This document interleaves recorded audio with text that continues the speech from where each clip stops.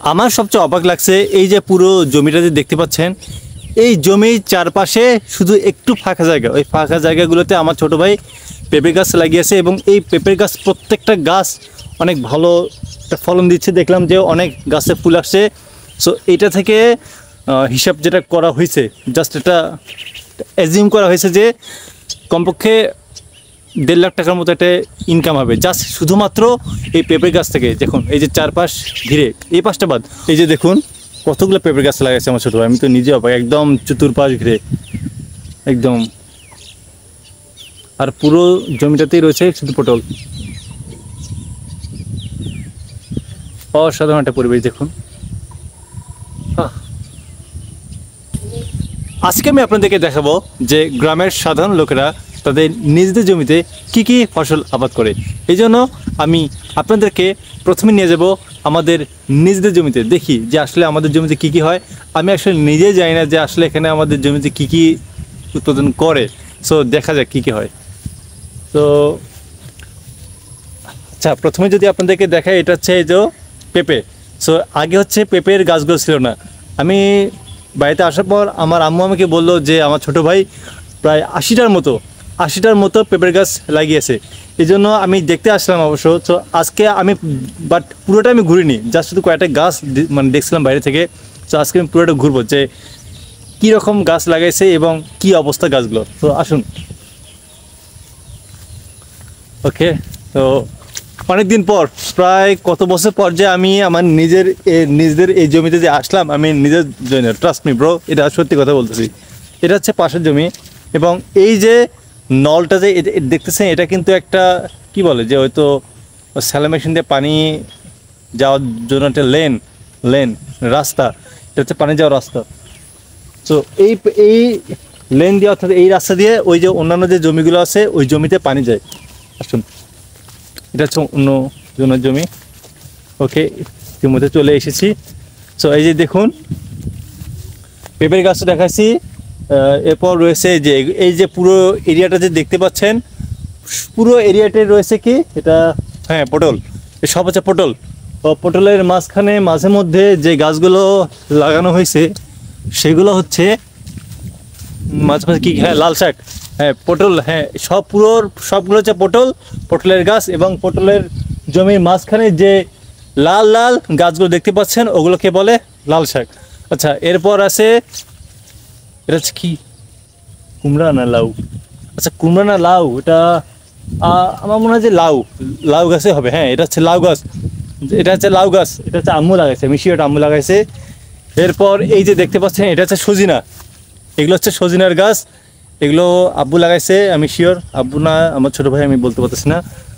ওকে, তারপর এই যে এই গাছগুলো যে দেখতে পাচ্ছেন, যে ছোটো ছোটো গাছগুলো, এগুলো হচ্ছে আদার গাছ। এবং আদা তো কোন গাছ লাগে সেটা তো আপনারা জানেন, আদা। এরপর অন্যান্য কী গাছ রয়েছে, ওকে, এই যে এটা হচ্ছে কলার জন্য আমাদের আলাদা একটা জমি আছে যেখানে শুধু কলা আবাদ করা হয়। তারপরও যেহেতু এক্সট্রা কিছু জায়গা অতিরিক্ত বেঁচে গেছে, এই জন্যই আমার আব্বু আবার ছোটো ভাই এগুলো ফাঁকা জায়গা রাখতে পছন্দ করে না। এই জন্য তারা এই ফাঁকা জায়গাতে কলা গাছে লাগাইছে। কখনো কলা ভাজি খাওয়ার ইচ্ছে হলো তো জমি অনেক দূরে, এই জন্য এখান থেকেই নিয়ে যায়। তো আচ্ছা, নিচে মনে সম্ভবত যাওয়া যাবে। নিচে এই যে নিচের এরিয়াটা দেখেন। আচ্ছা, ওকে, আচ্ছা আপনাদেরকে একটু দেখায় নিচের এরিয়াটা। এই যে দেখতে পাচ্ছেন ছোট ছোট, এগুলোতে ঢুকে এই ঘাস সাফ করেছে। এগুলোর জন্য আমাদের আলাদা লোক নিযুক্ত করা আছে। দেখতে পাচ্ছেন এগুলো সব।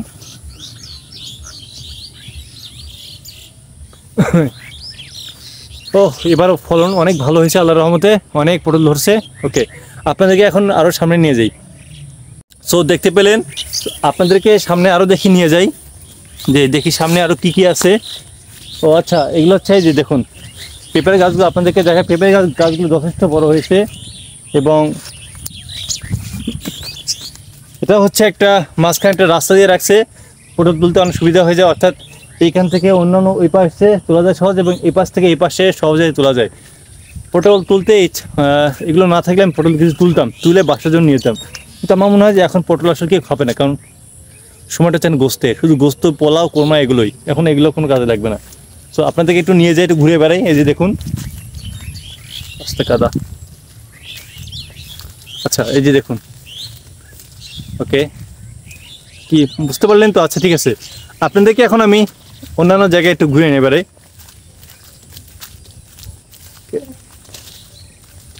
তো আশা করি আপনাদের অনেক ভালো লাগতেছে এই জায়গাগুলো দেখে। এবং এই যে পেছনে যে জায়গাগুলো দেখতে পাচ্ছেন, এই যে এগুলো হচ্ছে পতিত জমি, এগুলোতে ধান চাষ করা হয়। এগুলো সব যে জায়গাগুলো দেখতে পাচ্ছেন সব হচ্ছে ধান চাষ করার জন্য ব্যবহার করা হয়। ওকে চলুন। আর এগুলো তো হচ্ছে আপনাদেরকে তো বললামই, এসব হচ্ছে পেঁপের গাছ। এবং পেঁপের গাছের মাঝখানে এই যে দেখতে পাচ্ছেন, এই যে এসব হচ্ছে মরিচ, এসব হচ্ছে মরিচের গাছ, যেগুলো যারা শহরে থাকেন তাদের হয়তো চিনতে কষ্ট হতে পারে। এগুলো হচ্ছে মরিচের গাছ। তো আচ্ছা দেখছেন, অনেক অনেক গাছ লাগাইছে, অনেক গাছ হয়েছে। সো আমার ছোট ভাই আগে প্ল্যান করে রাখছে যে এখান থেকে 1 থেকে 1.5 লাখ টাকা সে ইনকাম করবে এই পেঁপের গাছ থেকেই।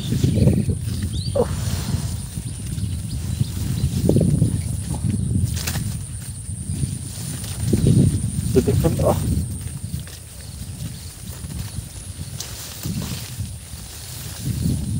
বাট আমার অনেক অনেক ভালো লাগছে যে আমার ছোট ভাই আসলে এত কিছু করছে।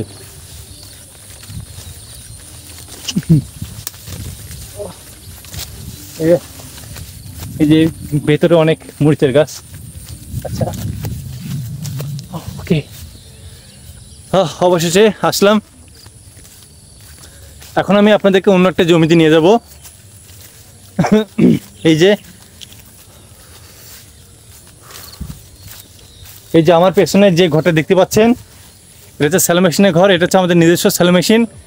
এখানে ভেতরে মেশিনটা সম্ভবত নেই, তালা দেওয়া। অর্থাৎ শীতকালে যখন পানির প্রয়োজনটা হয় তখন আমাদের নিজেদের জমিতে আমাদের নিজেদের সেচ পাম্পের মাধ্যমে পানি দেওয়ার ব্যবস্থা করি। এখান থেকে অন্যান্য মানুষের জমিতে পানি দেওয়ার ব্যবস্থা করা হয়।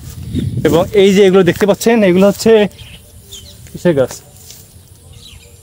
হ্যাঁ, এগুলো হচ্ছে লেবুর গাছ, হচ্ছে লেবুর গাছ।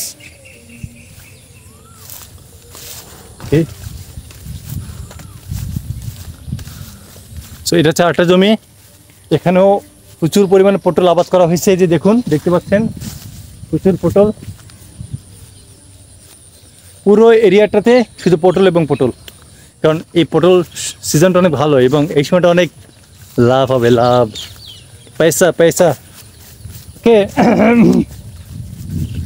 সো গ্রামের মানুষ আর কিছু না হোক, তারা কিন্তু বোঝে যে আসলে পালসটা বোঝে যে আসলে কখন কোন সময়টা উৎপাদন করলে ওটা অনেক ভালো একটা ফলাফল আসবে। সো এটা আরেকটা জমি দেখুন, এটা তো পুরো এরিয়াটা হচ্ছে পটল, শুধু পটল। ওকে, আপনাদেরকে আরও একটু সামনে নিয়ে যাই।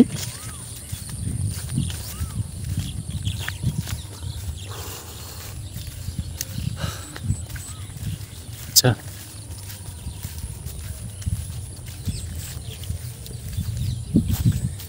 এই যে এগুলো যে দেখতে পাচ্ছেন, এগুলো হচ্ছে বিদেশি ঘাস। অর্থাৎ যারা গরু পালন করেন, যাদের বিদেশি গরু বা যাদের খুব ইচ্ছা যে গরুগুলোকে অনেক স্বাস্থ্যসম্মত, অনেক অনেক মানে সুস্বাস্থ্য অধিকারী করবেন, তাদেরকে সাধারণ ঘাসের পরিবর্তে এই বিদেশি ঘাসগুলো খাওয়ানো হয়। অর্থাৎ জমি যে অতিরিক্ত জায়গা, এই অতিরিক্ত জায়গাগুলোতে ঘাস চাষ করা হয়।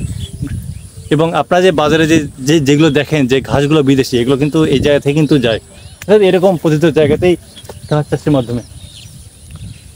সো এটা হচ্ছে অবস্থা। আর এই যে ফাঁকা জায়গাটা দেখতে পাচ্ছেন, আপনাদেরকে তো দেখালামই। এই যে দেখুন, এই যে জায়গাগুলো যেগুলোতে আমি সবসময় হাঁটাহাঁটি করি, ঘোরাফেরা করি ভিডিও করার জন্য, এই জায়গাগুলো হচ্ছে পতিত জমি। এগুলো সব জায়গায় শুধু ধান, ভুট্টা খুব একটা সহজে চাষাবাদ করা হয় না এই জায়গাগুলোতে। এই পুরো ফাঁকা এরিয়াতেই শুধু ধান চাষ করা হয়। আর অনেক ভালো লাগে, দেখুন আবহাওয়াটা কত সুন্দর, অসাধারণ একটা আবহাওয়া, অসাধারণ একটা পরিবেশ, এবং সব মিলিয়ে অনেক ভালোই লাগে। ওকে, সো আজকে এই পর্যন্তই। আপনাদের সাথে দেখা হবে আবার নতুন কোনো এপিসোডে, নতুন কোনো জমিতে, নতুন একটা বিষয় নিয়ে, নতুন কোনো টপিক নিয়ে আপনাদের সাথে কথাবার্তা হবে। সেই পর্যন্ত ভালো থাকুন, সুস্থ থাকুন এবং ঈদ অনেক ভালো কাটুক। Take care man.